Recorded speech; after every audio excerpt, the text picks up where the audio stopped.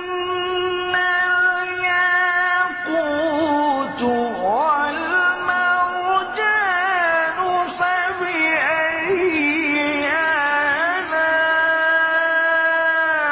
آلاء ربكما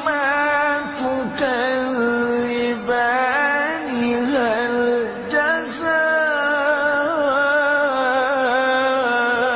جزاء الإحسان إلا